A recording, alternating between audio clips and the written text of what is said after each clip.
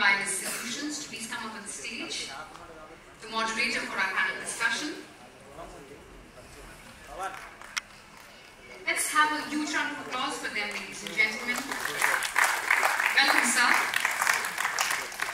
Let us also welcome our panelists with a huge round of applause. So joining Mr. Rao on stage are our distinguished panelists, Mr. Venkata, founder and CEO of ASIP Technologies. Welcome, sir.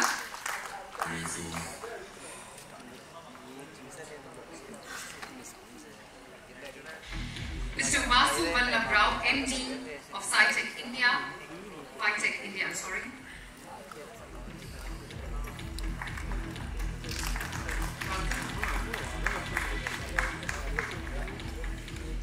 Mr. Kamlesh Pandey, founder and CEO of Krivya Semicon Private Limited.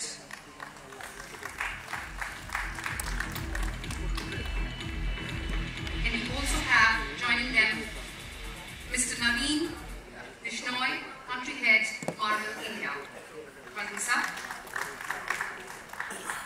This panel discussion is on the next wave of electronics, smart devices, IoTs, and bridging the gap, building India's workforce of future.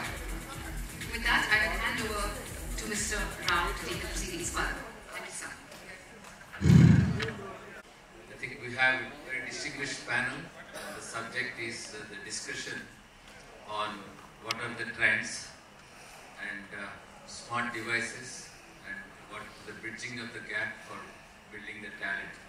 I think each one of them are accomplished distinguished panel here. Simhadri Venkat from Moschip. Talking to him, and I believe he's started the first ever long time back GigaCon and Moschip. Before that, so I think we started this in Visakhapatnam, and we have Naveen Bishnoi from Marvel, which is one of the good semiconductor companies, globally well known, and Phytech. All of you know very well. He has been a regular here in Visakhapatnam conferences and a veteran in the IoT field and microcontroller domain and Kriya Semiconductors. Am I right? I think we'll start with, basically I'll just make one small statement before I start asking questions to the distinguished panel.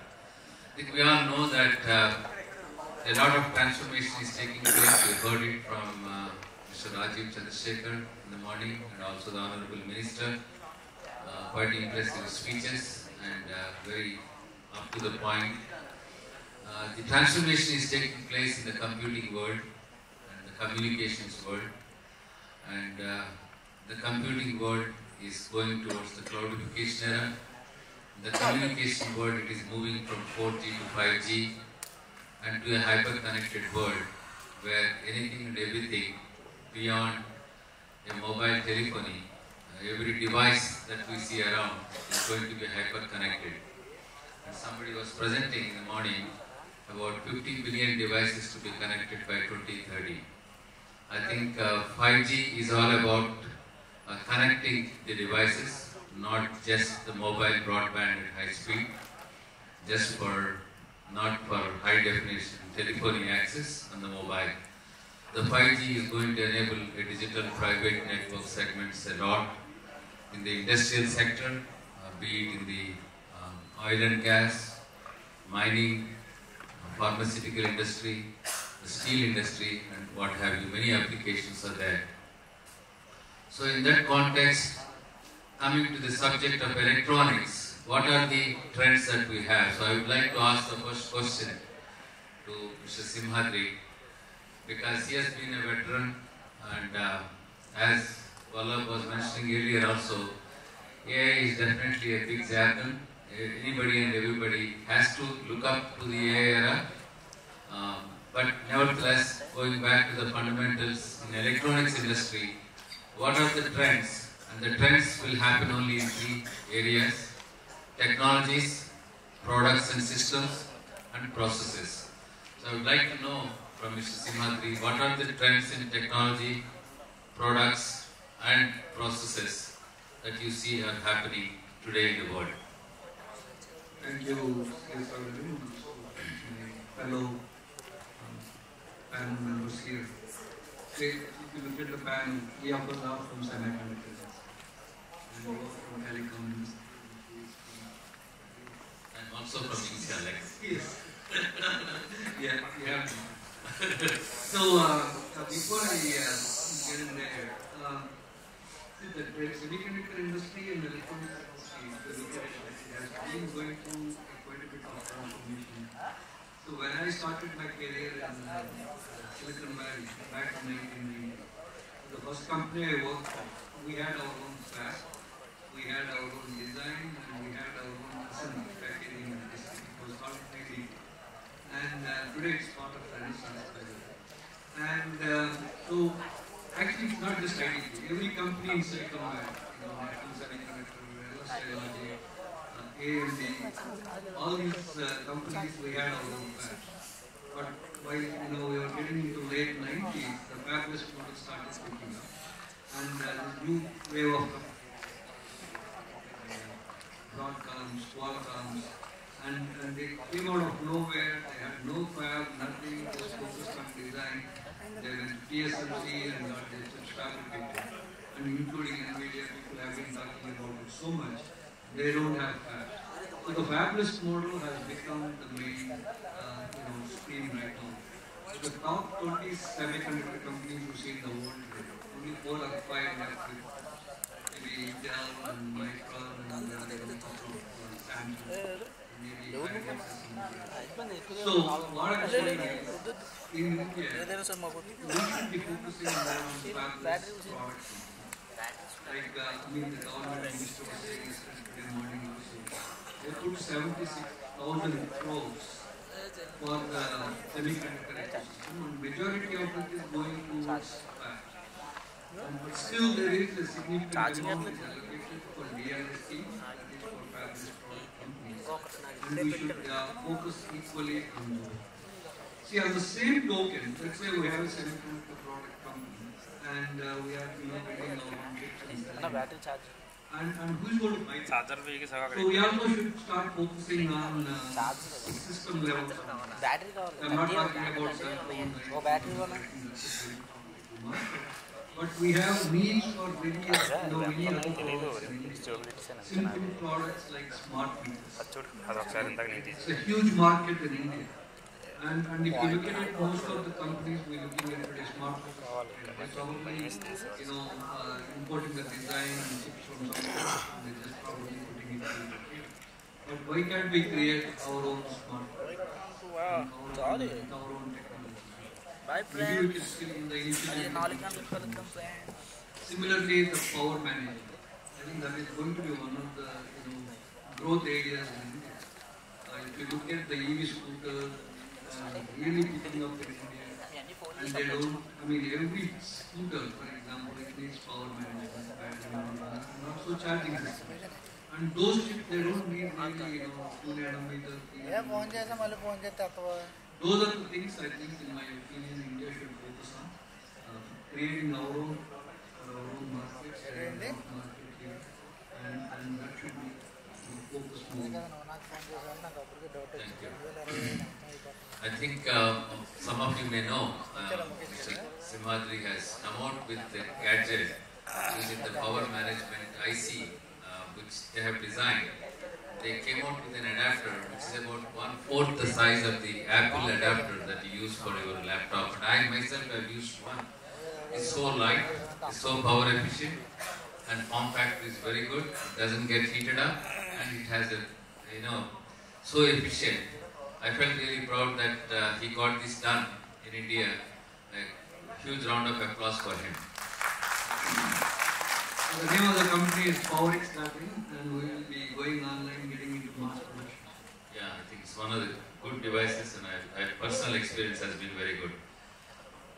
Naveen, I just have, the topic is about what are the smart devices that are likely to be the next big wave of adoption, moving away from the so-called mobile phones that we have and also some of the wearable devices that we have. What do you see is the trend moving forward, and what is the role of semiconductor companies like yours, which will have a big impact in the scaling up of such devices to be a part of the local indigenously developed ecosystem in India?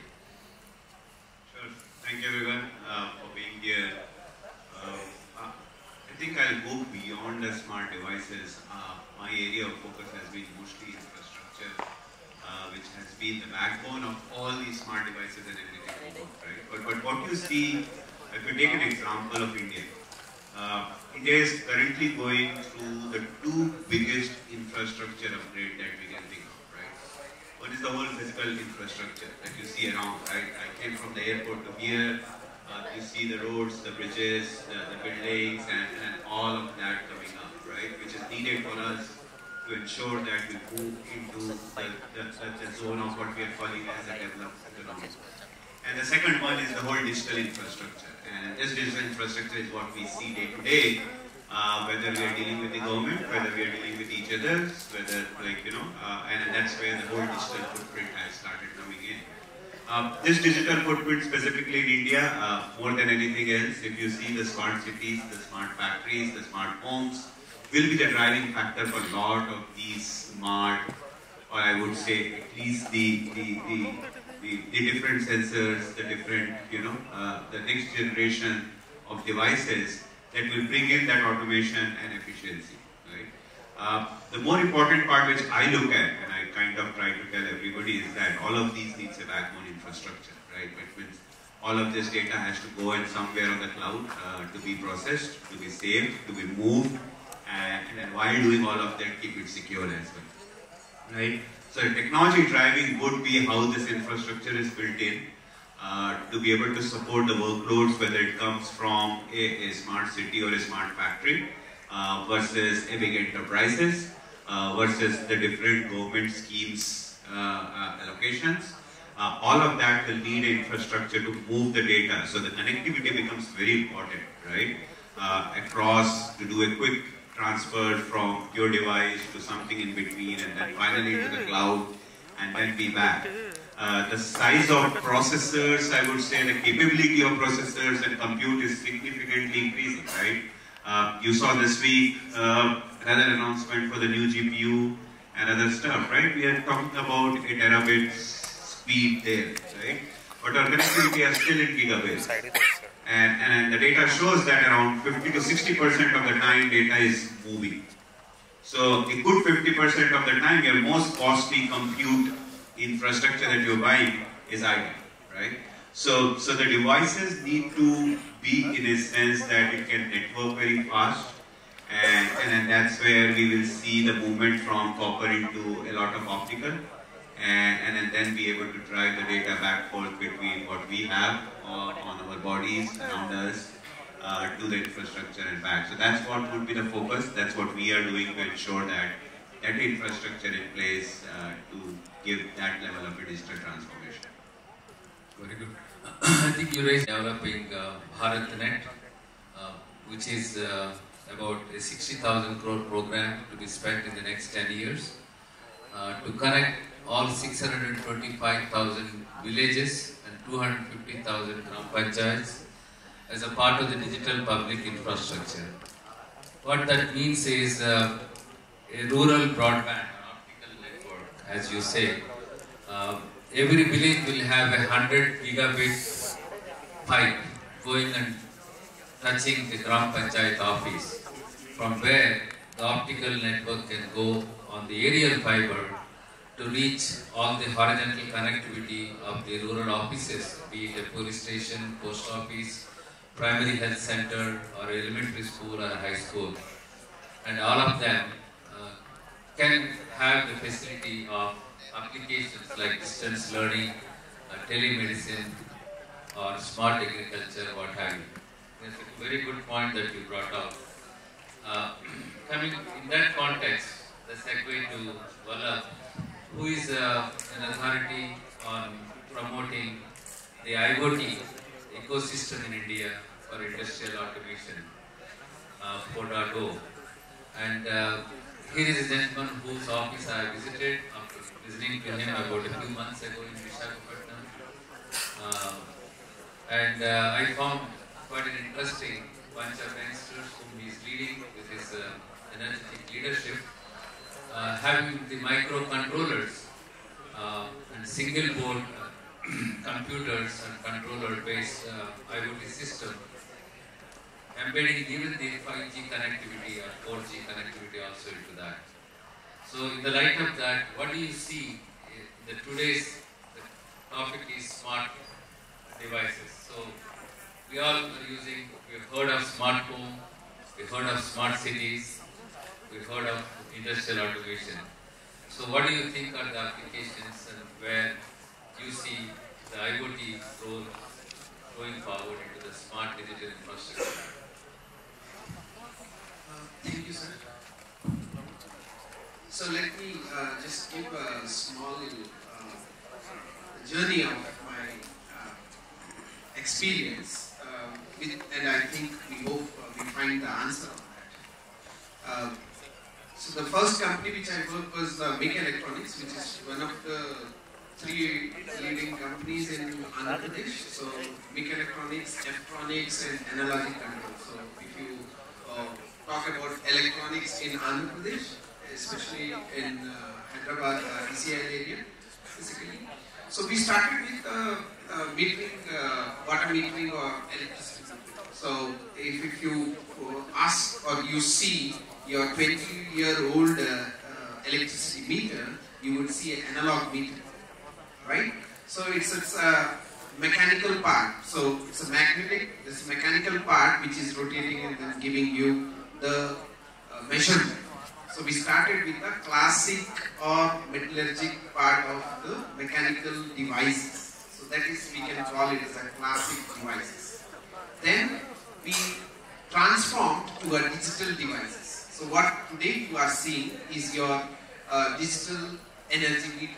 So nowhere now you find that rolling metal disc basically, right? So you have an energy metering chip. So typically what we do is we put a CT, current transformer, and then convert it to ADC and then like the digital data information. So you have the digital devices. Now, what we have had a session before our session basically, the smart metering session basically. So what we have is already the smart energy meters are going on. So where we have added the communication, the data communication and control part to this meter. So the smart energy meter is nothing but your digital energy meter with additional relay and communication. So the data is there.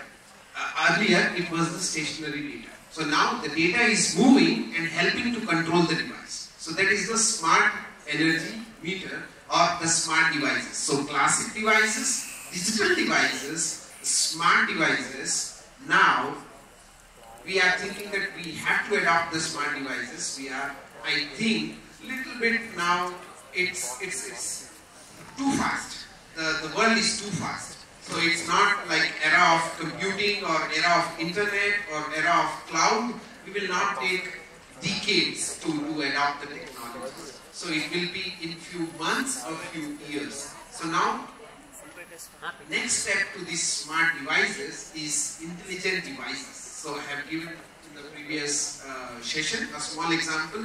Each of the device which you hold or which you use would be an intelligent device. So classic device, digital device, smart device, and the intelligent device. So the intelligent device comes with his own compute of AI. So every device have a chance to upgrade. So now I don't want to limit saying that like it has to go to a healthcare device or a industrial IoT measurement device, or it will be a transportation device, or it need to be a advanced robotics or advanced drones. Each of the device have a scope to transition from smart to intelligence. So hope I could able to give the answer. Thank you.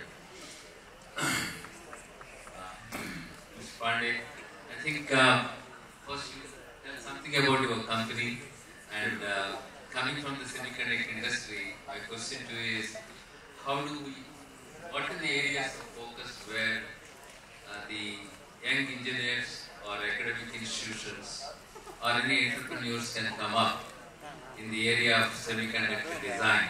And what are the areas where they need to focus with less investment at the same time to build the talent in cities like Visakhapatnam, as Honorable Mr. Rajiv Chandrasekhar has mentioned? The talent has to come, irrespective of whether it is tier 1 or tier 2 or tier 3 cities. Yeah, so thanks Rasa. So let me start with brief introduction of myself. So I'm Kamlesh Pandey. I worked for almost 23 years in 3 major semiconductor companies. First Cisco Systems, then Cisco Systems 3.5, and then 17 years in Broadcom, followed by around 3 years in Qualcomm. So these are the Qualcomm and Broadcom happens to be the giant of semiconductors doing almost everything. And I happen to be the best architecture in all 3 companies. And of late what Ram suggested, like what we are seeing, all these smart devices, the idea is, the previous panel was discussing some criticality of the devices of semiconductor where they are going now. For example, railway systems or healthcare. The extremely important thing is that to be fail-safe. If possible, they should not fail. But after trying, my faculty was always faced, so we are trying to figure out how to make sure the device doesn't go and fail in field. Okay, so we should catch it before it fails somewhere. So the idea was to, now the next question is all these devices, because they are going into either car or somewhere where it is highly critical for safety of human or property or something. If they fail, it's going to be, somebody is going to lose a lot of money or life or something. So the focus that we are driving as a taste in semiconductor industry is how to make our devices fail-safe. If not fail-safe, then we are working on something called silicon life cycle management. So that is similar to, because we figured like no matter what we test, there are still some defects which will erupt at some time, okay, which will have no control. So idea is most of this defect will not explode or come up all of a sudden. It's not like bomb going off in a second. Most of the defect will erupt and cause failure after some time. So we started monitoring that, just like we do our health checkup on regular intervals. So we are trying to put all this silicon life cycle management instrument on chip. So they will keep continuously monitoring current voltage, frequency, and temperature, certain thing, and keep giving you the indication of this particular transistor is showing aging faster than the others. So likely it is going to fail. So what it will say, it will give you warning that next 1 hour or 2 hours this device is going to fail. So that's something we call as like silicon life cycle management. So it's mostly very interesting field. For all the sophisticated devices, semiconductor, almost Qualcomm, Broadcom, whether it is AGI or something, because we are depending on some critical decision making on those devices. It is imperative they should not fail, or if they fail, we should know upfront so that we can take preventive action. So that is one aspect. So, but from my point of view, we are trying to make our devices more reliable and dependent. And the second aspect you mentioned, like how we are going to do talent training. So I happened to hire recently when I joined Qualcomm. I had about 40 reps, 40 engineers to hire in my organization. And I started going about giving aids in few places and waited for 3-4 months and couldn't get like even 4 or 5 people. Okay. Then I decided that let's not worry about the experience time. I gave one notice on LinkedIn that I am looking for fresher for more 2 years. Okay. And next morning, I saw some 1500 resumes sent to me. And I asked HR that, because I was working with my HR and they couldn't find anything. They find very random or weird. So I took up all that screen time and hired about 45 engineers. mostly not necessarily on the VLSI or anything, but they are good engineers. NIT or some good institute I personally took their interviews to make sure they have very solid BTech fundamentals. That was the only thing I observed. I took all of them, and 3 months training plan was devised. All 3 guys, most of them had never worked with Verilog or semiconductor. They started working on IC design. So see, so what I suggest, you focus on good engineering concept and engineering talent. So there can be only either good engineer or bad engineer. Okay. So there is no in between. Bad engineer, you cannot teach them anything. Okay. And during BTech, try to understand most of your concepts. Digital, electronics, analog, physics, device physics, communication engineering. Create your good solid base, and I think somebody is going to recruit you. Okay. So that's what my take is on this. Thank you. Coming back to you, Yes, you Professor. have this. I will just wanted to add. Excuse me. So for mainly because we have been doing a lot of university programs. So what we saw in just a couple of years, if you see, a lot of core branches has been bought out. And now today we have 5 or 6 variants of computer science. Yes, we need to catch up the global market demand. Yes, we are doing correct, but slowly we are trying to lose our core engineering stuff. And then I think there is a huge need of re-looking into the curriculum upgrades. So one is domain experts, but what is happening is 4 years when you are teaching him the same mechanical stuff or the civil stuff, and he is missing the bus because of the AI tools or the latest technology. It's more about the tools, not about the core domain basically. So I believe there is a big shout to revisit the curriculum, not for 4 years, but like keep the core domain for 2 to 3 years and then bring these all technology tools to all the streams. Today, which is like shutting down the core domain and then bringing up the CS branches. Sorry for the input. I think Venkat has got a lot of experience. One second. So what you mentioned, what I analyzed personally is, every branch engineers need to learn only 3 things, C++ or Python, one of them you choose, data structure and algorithm. And you don't need any particular specialized computer engineering other than core computer science. Okay. The rest can be learned very quickly. Thank you. I think, Venkat, I think the subject is how do we bring the semiconductor design talent and how do we use Visakhapatnam, which is the hub of education around so many good colleges, Andhra University being here, Geetam, Gayatri, Raghu Institute of Technology, etc.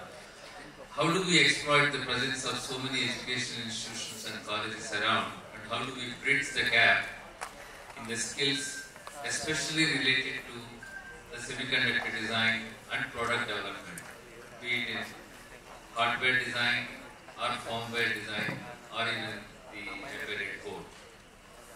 And you have the experience, you have been engaged by the Telangana government to build this talent. That I would like you to no better person than you to articulate. Thank you, Sir. So I'd like to address the audience a little bit here. Is there anybody from Andhra University? Can you raise your hands? Only one. So I'm proud to say that I'm a product of Andhra University College of Engineering. I completed my electronics in electronics in 83. At the same time, my dad, he was also a graduate of Andhra University. He did his MSc Physics back in 1962. So those days, he used to tell me about his physics professors. See, Andhra University was a very famous place for physics research those days. So he had professors from who got educated, got their PhDs from USA, those days. and they used to come and work here. So there was some serious research happening at that time, and they were actually producing PhD students, PhD graduates from Andhra University. So I don't know what's the situation right now, but I had another experience with Andhra University, with Vizag. In 2012, after I left, Science, I was working for Science at that time, I wanted to do my second startup, and I set up, let me go stay away from Hyderabad and Bangalore, and set up a design center in Vizag to do high-speed serial interfaces. The company was called Gigacom Semiconductor. And there was absolutely no talent in Vizag at that time. No chip design talent. So I started from scratch. I hired some graduates from Yetam and surrounding colleges. And I went to some other NITs from other states. I got them out from Vizag. And for the next 3 to 4 years, I was kind of building a team of 100 engineers. But again, I won't get into the details. It was not a very easy experience. It was a very difficult experience. And if I had to go back and look at it, I think it was a bad experiment. Hopefully things improve now, and also the demand for semiconductor industry and the attention to the semiconductor industry because of all this noise that's going on. Good hack. I think it's time for Vizag to focus back on it. I think there are a couple of good universities here like Andhra University and Geetham, and they should look at their master's programs and tech programs again. I don't know what is the current state of it right now. I know I've been working with Telangana government and being part of their advisory committee. You have at least 4 or 5 good MTech programs in Hyderabad, like IIT Hyderabad, IIT Hyderabad. JNTU, they have a good master's program. Similarly, I think that is the first thing we should do for Vizag. At least get 2 or 3 good MTech programs going on. But as far as Andhra University, I think they should think beyond. They should really set up a center of excellence for semiconductor research. I think that's what they should be focusing on. And as the minister said earlier, once you start creating the talent, the jobs and the industry automatically will follow. Thank you. Naveen, you're coming from the semiconductor field. I think what I would like to know from you is what are the opportunities, how do we utilize the Cadence or Synopsys or Metagraphics kind of platforms which has their own certification programs and they run their own university. How do we exploit them? Is there an opportunity that you see for some of them to be followed in the cities like Visakhapatnam by the youngsters, and whether they can enroll some of these, act like franchisees for that program so as to groom the talent, so as to bridge the so-called gap in talent program, building up? Exactly. So what happened was VLSI was taught very little in usually bachelor's program, but that has changed significantly. Between electronics, computer, electrical branch, there is sufficient VLSI curriculum currently there exists, right? And what we also were pushing for was that it doesn't remain a theory classes.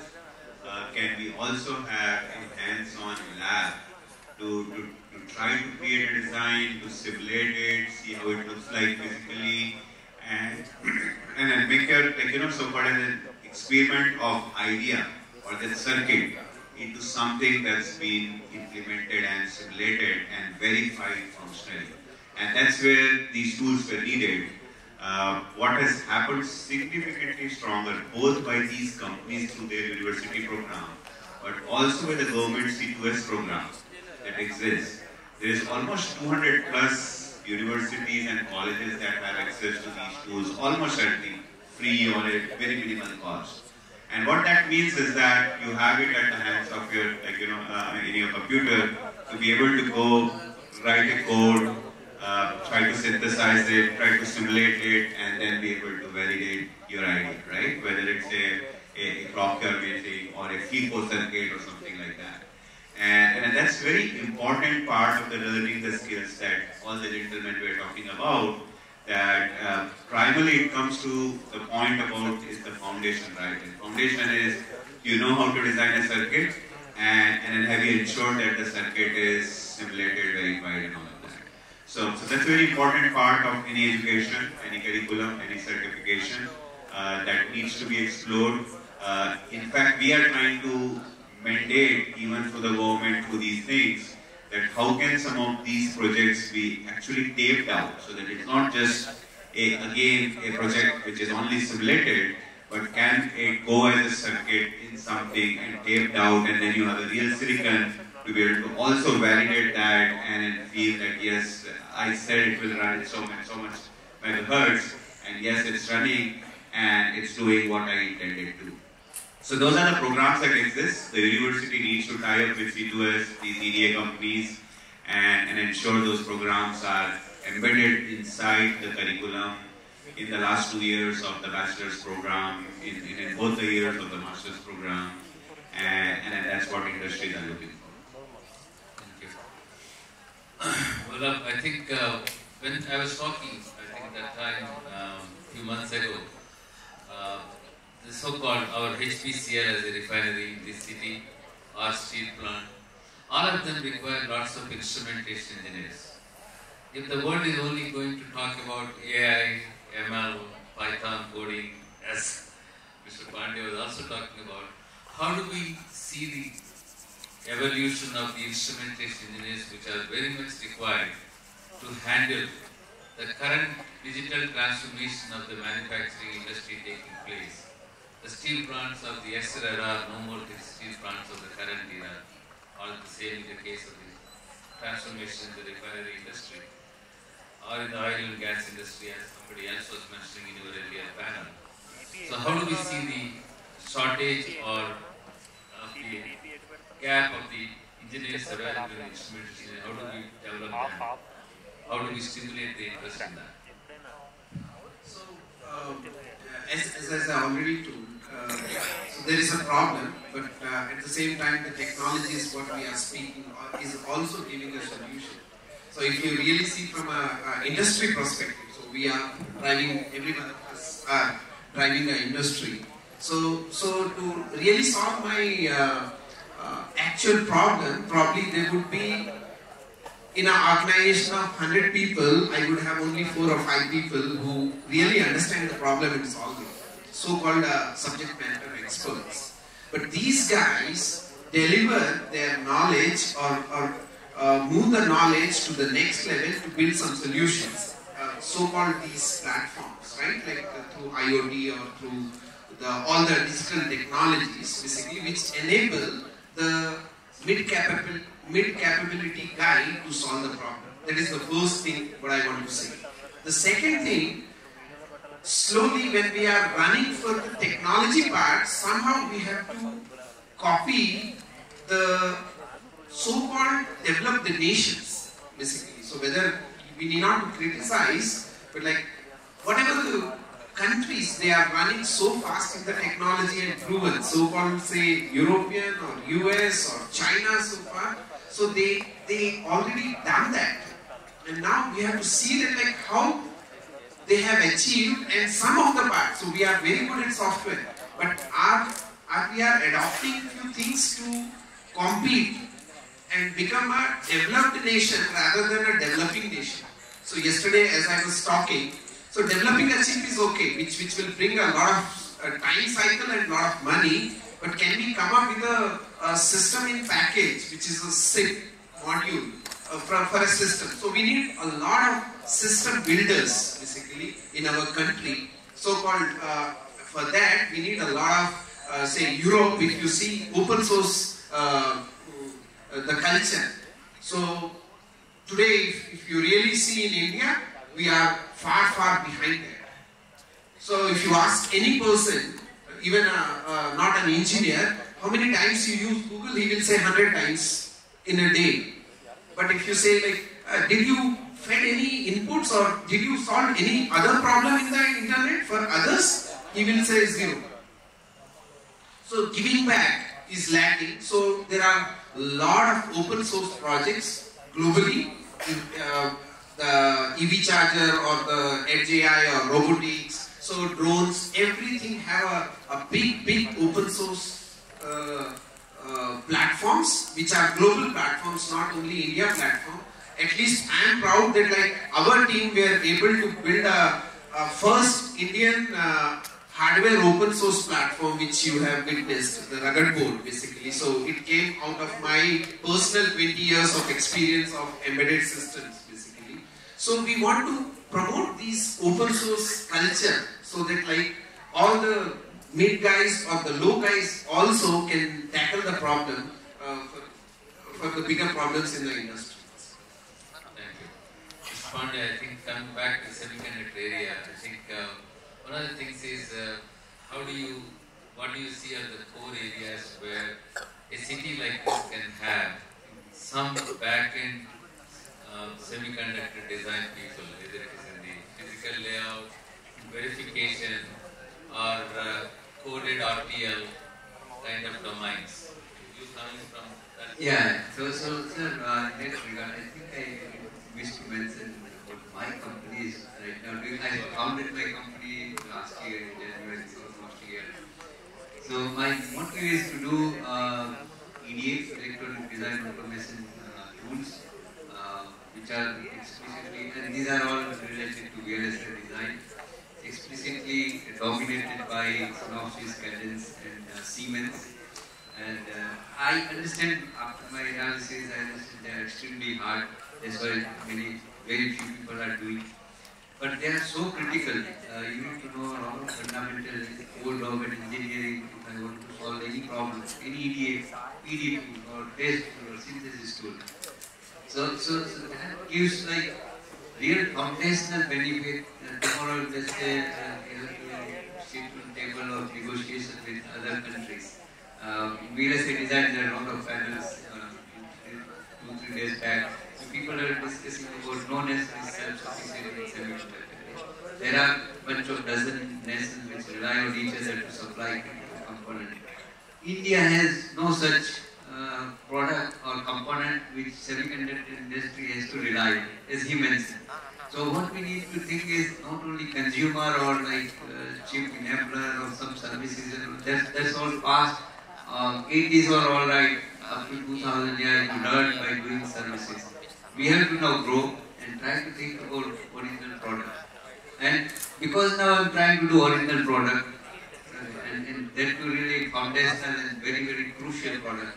And that required me now foundational research. And as a part of that, I have tie-up with IIT Jodhpur. So there are professors who are helping me. So I went there, I trained there a bunch of 7-8 engineers to do that synthesis, all the ingredients. They have luckily all the ingredients, but they don't know how to use it. So I asked them to do learn them how to do synthesis, and then I'm planning to give my beta EDA tools to them to use it. So I'm hoping in the next 6 months I will have about 10 or 12 ready engineers. Some of them I will hire, some of them industry, they are ready to hire because they will be using cutting edge EDA. So this model can be replicated by other entrepreneurs. So there are a lot of startups, I think. They each one go and work with 1 or 2 universities. I am now planning to work with a couple of more universities to do the same model. I need a good pool of researchers. Here we have original problems to solve. And I believe the EDA solves the real problem. The rest implementer are merely using in customizing our design.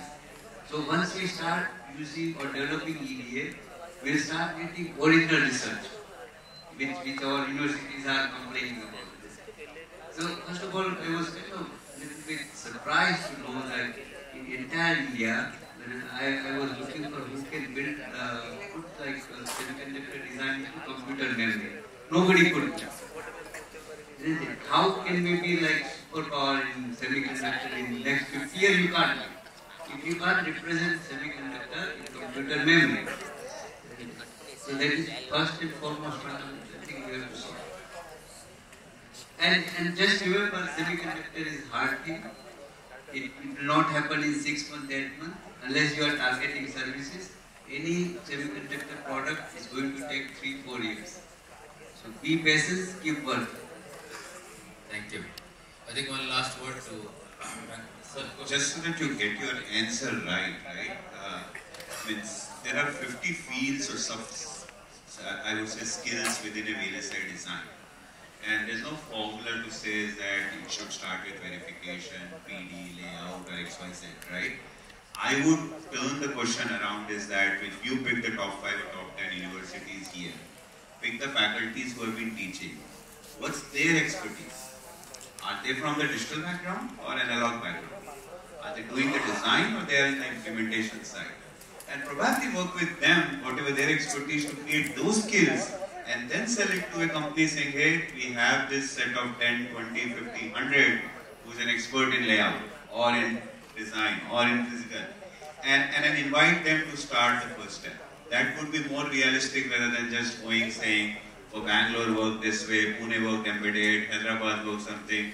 I don't know what will work in Vizag. I would want to learn and then maybe put up a solution. No, thank you. I think that's a good input. Venkat, for you, the last word. Again, the same thing, talent development. Okay, so do we take the product development using the subsystems and system on chip and network on chip modules which are already there? How do we build on that and then develop a product engineering services? I think this can be the last question. Because you are the right person to that. I would also like to give a little bit summary of that. Right. After that we have summary. And so definitely, as I said, right, we are, we've been a software IT country and there's been so much focus on semiconductor chip design in the last 20 years. We're already bragging that we have 20% of the world's chip workforce in India. But unfortunately, not a single product company that is shipping at least 1 million chips per year. In semiconductor industry, 1 million chips per year is a very, but even today we don't have a product company. So we should be focusing on that. At the same time, let's say we have our, as you said, we also need to have product companies that will be using it. And I think that technology, that knowledge is there. System design, board design, embedded software. People can easily put together a Wi-Fi router or a smart meter here. We have that expertise and that should happen. Thank you. I think it's been a good discussion with all the experts here. Thank you very much for each of you for covering the subjects on bridging the gap, how to do the talent, how to develop the talent, certifications. Thank you very much. Thank you. One last statement. I know I talked a little bit, shared my negative experience that was 10 years ago. But hopefully, the next companies that are following me who are setting up semiconductor design centers here, I'm sure they will have a success. I wish them well. And Vizag is very close to my heart. I love to be back here and help anything I can do. Thank you. Thank you. Thank you, Venkat. I think we are running out of time. Just a last statement. So, in the FPGAs also, the days are gone where you have to do a lot of big investments for the semiconductor thing. So, now you have a couple of tens or $100 you are getting a complete FPGA board to develop. And one of the board what we have developed is using Xilinx. And Xilinx we got out to, which is again absolutely free for some extent basically. So it's not too much investments which was earlier basically. So it's the things are changing. Thanks to the panel, and I think we look forward to Naveen. He was kind enough to switch over. Otherwise, he was supposed to speak first, and then we were supposed to have a panel discussion. We look forward to listening to you, Naveen. Thank you. On the next wave of electronics and real-time solutions on bridging the gap to build India's workforce of the future. It's been an enriching session, and we are grateful to each one of you for sharing your valuable insights and expertise. Thank you so much, dignitaries. I would humbly like to invite Mr. Srinivas from Phenom to honor and felicitate all our distinguished panelists. Welcome, Mr. Srinivas. Requesting Mr.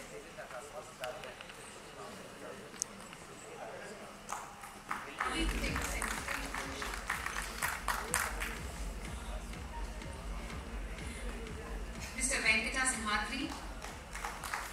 Thank you so much, sir. Mr. Naveen Bishoy.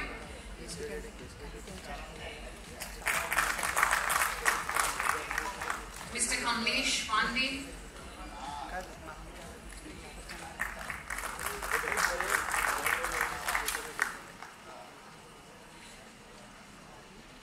Mr. Vasarao, thank you so much.